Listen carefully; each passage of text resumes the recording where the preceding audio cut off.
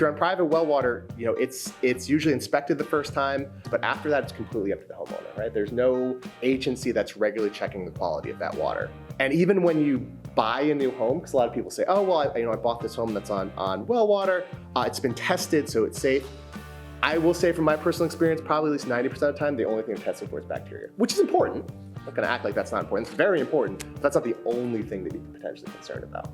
Generally, what you're getting from the groundwater is maybe more of aesthetic staining from like iron and manganese, but there are things that in rare cases, elevated levels can cause genuine health concerns that just come from the ground. So elevated level of fluoride comes naturally from the ground. Elevated level of arsenic, not usually out here, thankfully, but in rare cases that can happen naturally from the groundwater as well. I'm sure everyone heard through the news when Flint, Michigan was having its concerns with lead. So the water was not treated to deal with its corrosivity, so it corroded pipes, and that ended up in the drinking water.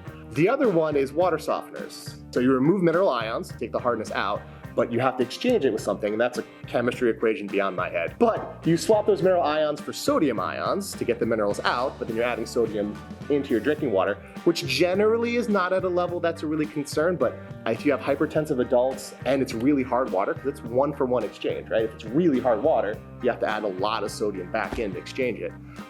There can be a noticeable amount of sodium added back to your drinking water. Some of the most dangerous contaminants are ones that do not have aesthetic qualities, or at levels that can be dangerous don't yet present aesthetic qualities.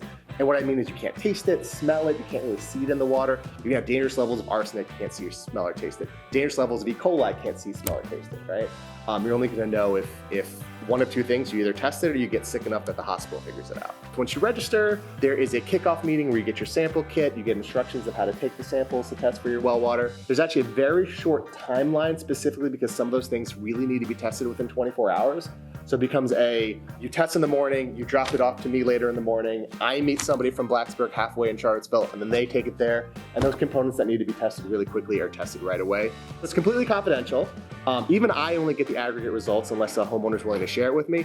And I can tell you from talking to the health department, even if I gave it to them, they're not gonna come to your house and shut off your water. So so none of those are a thing if people are concerned about that. They're completely confidential. We don't report. The only information that's ever shared with other organizations is the aggregate data saying these 70 results resulted in these things popping up.